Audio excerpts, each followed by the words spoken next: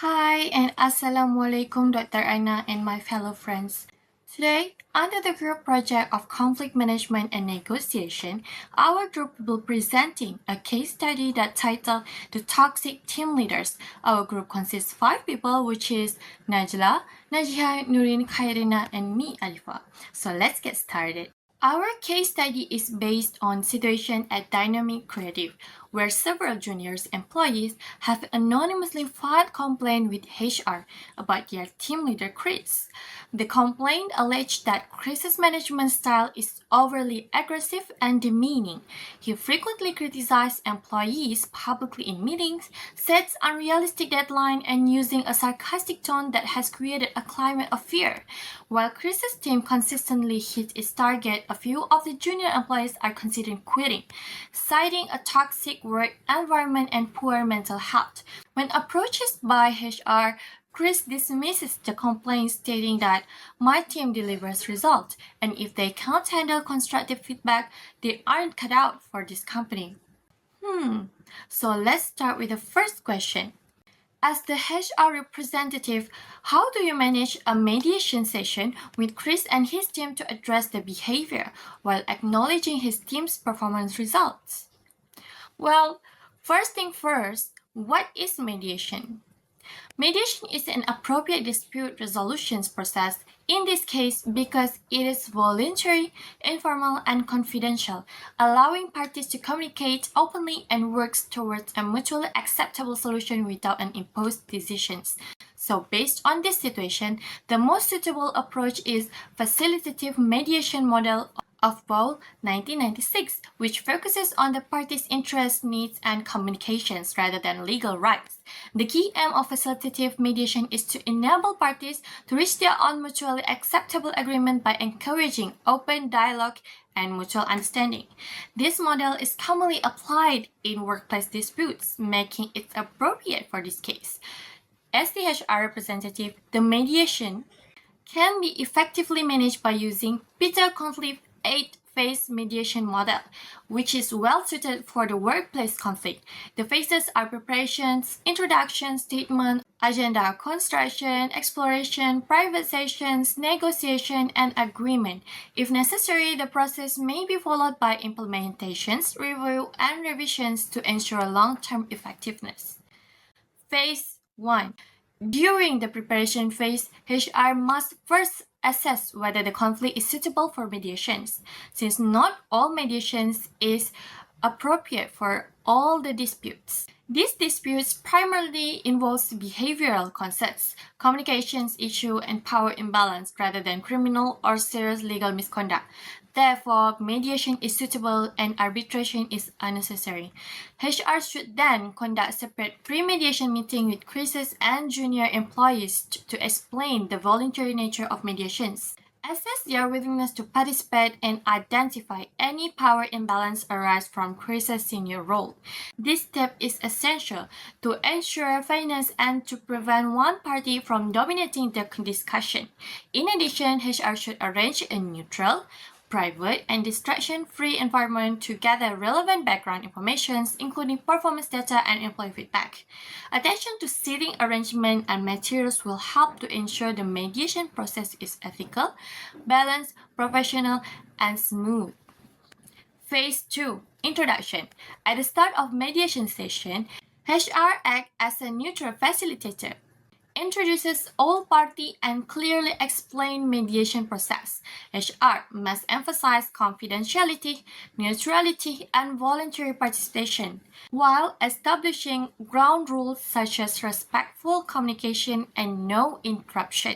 By recognizing that Chris's team has achieved strong performance results, HR helps to reduce defensiveness and build trust.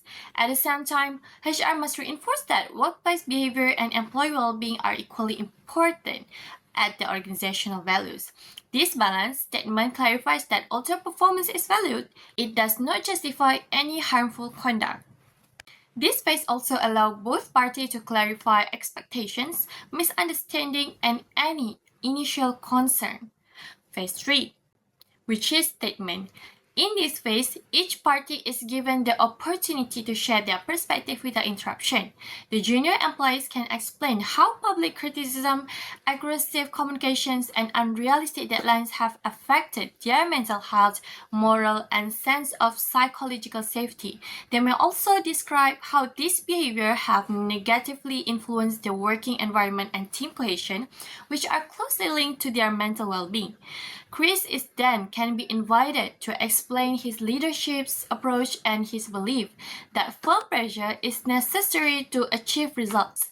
His intention is to ensure that his team remain focused, disciplined, and consistent in achieving performance targets. Throughout this phase, HR should actively listen, paraphrase, and summary both viewpoints using neutral language. This helps to reduce emotional tension and ensure all parties feel heard before moving towards to the problem solving. Phase 4. Agenda construction. After hearing both perspectives, HR identified the main issues using neutral and non-accusatory language. For instance, concern may be framed as communication method rather than aggressive behavior. HR should also acknowledge that individuals have different personalities and communication preferences. Chris may adopt a direct and assertive style, while his team may prefer a supportive, respectful, and collaborative approach. HR then need to prioritize key issues such as communication style, feedback delivery, workload expectation, and emotional impact. Establishing a clear agenda provides structures and keep the discussion focused on solution rather than personal blame. Phase 5. During the exploration phase, HR may facilitate deeper discussion to help both parties understand each other's underlying concerns. By using reframing and paraphrasing, HR encourages participants to look beyond fixed position. At this stage, HR guides the parties to identify their underlying interests. The team's interests include psychological safety, mutual respect, and a sustainable workload expectation, while Chris's interests focus on maintaining high performance, accountability, and professional credibility. This phase highlights how leadership behavior influences long-term performance, employee retention, and team stability. Phase 6. Private session, which is optional. Given the existing power imbalance, HR may hold private session with each party. In Chris's session, HR can reality check his assumption by discussing possible consequences such as staff turnovers, burnout, and reputational risk. HR can highlight to Chris possible outcomes such as what happens if staff turnover rate is increasing due to his risky behavior. Would you also burn out and waste your time if you keep training new staff in your team? And was it worth it? How long for a new team member to adjust themselves to match your work style? Or would you rather keep this way or find better solutions? So in private session with the teams, HR can explore the accountability and commitment by asking, if Chris doesn't do this method, are you still focused? What happened if Chris didn't discipline you? Are you still keep your work on track and achieve standard KPI? This way, HR can reassure junior employees, encourage honest expressions, and reduce fear of retaliations.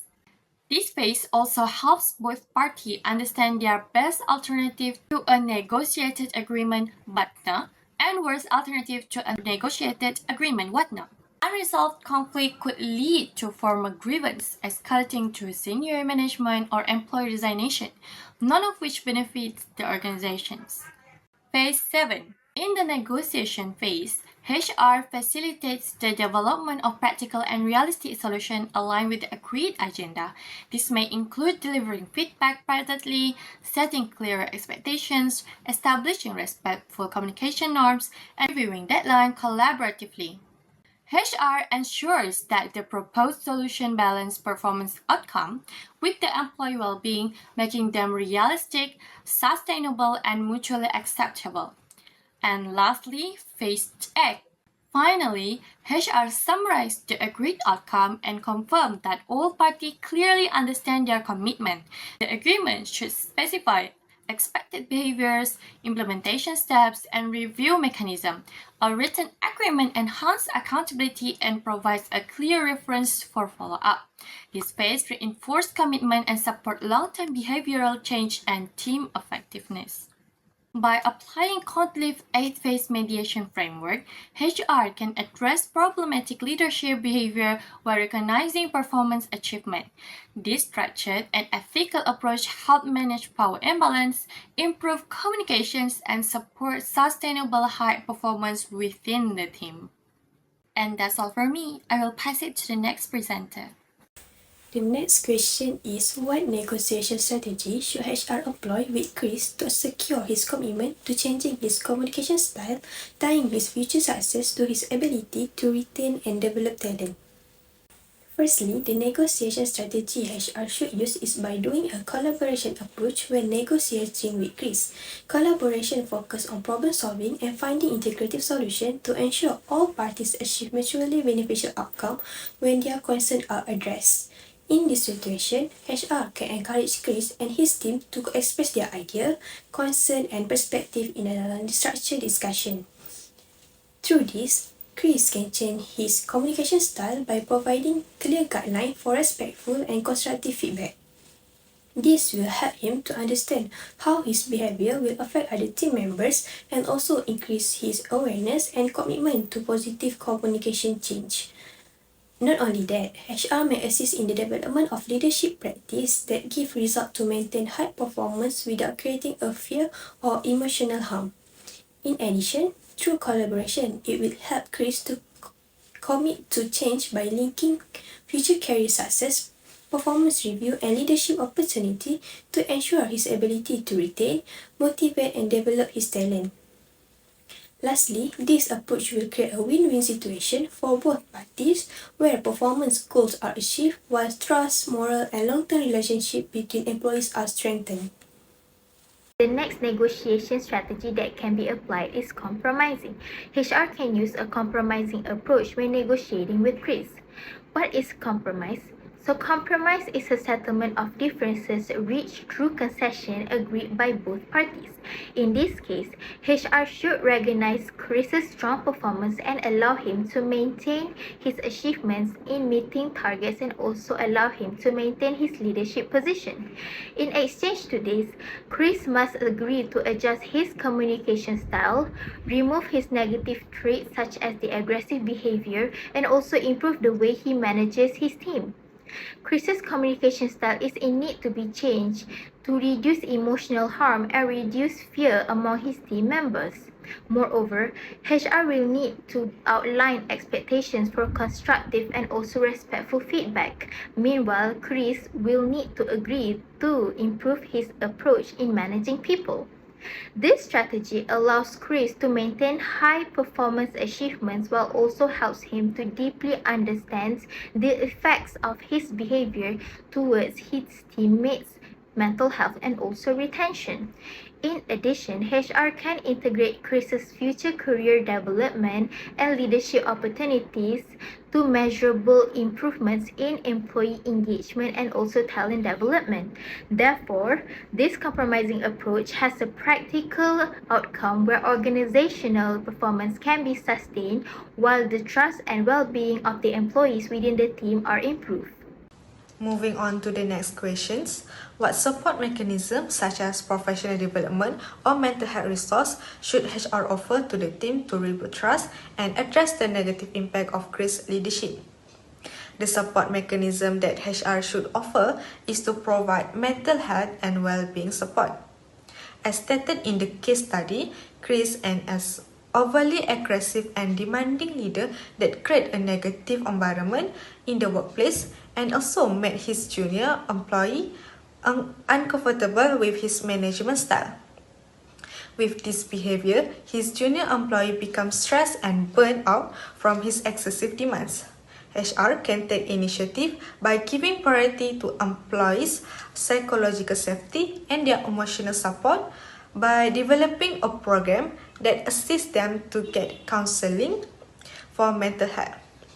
From this program, they are able to gain some knowledge about how to handle stress management and effective health behavior towards employees and colleagues. This program is important because employees are also able to recover their emotional from the psychology harm that has been received from their leader by attending counseling and expressing what they have been through, and in the meantime relieve the burden by sharing the issue. When the employees in the recovery state, HR can give them flexible working option to ease their responsibility for temporary time. It could be conducted by adjusting their task deadline, by giving more time and allowing them to choose remote work until they are fully recovered. This program is able to give employee mental health and well-being support because it can reduce their burnout and employees feel trusted with the company. So, the second solution for question 3 is HR should offer a confidential feedback channel to rebuild trust of the team as support mechanism. HR department can create a confidential feedback channel for employees to provide an opportunity to share their thoughts, opinion, and feedback about the workplace and work environment anonymously.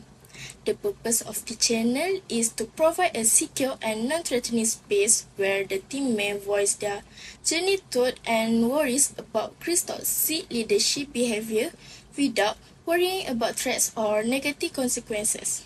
Typically, feedback is collected through survey and questionnaire. With the feedback provided, HR can address any issue or concern that exist among employees in the workplace, like Chris as a leader and his team. For example, HR could take action against Chris for his toxic leadership behavior by enrolling him in leadership coaching to improve his communication skill and develop emotional intelligence based on feedback received from his team. With this confidential feedback channel, HR can identify issues or problems that may otherwise go unnoticed or unaddressed. Indirectly, this mechanism can create a more positive workplace environment that is free from toxic work culture. Overall, this confidential feedback channel allows HR to proactively manage toxic leadership behavior, protect employee mental health, and provide a pleasant work environment while gaining employees, especially by increasing team trust again. That's all from me.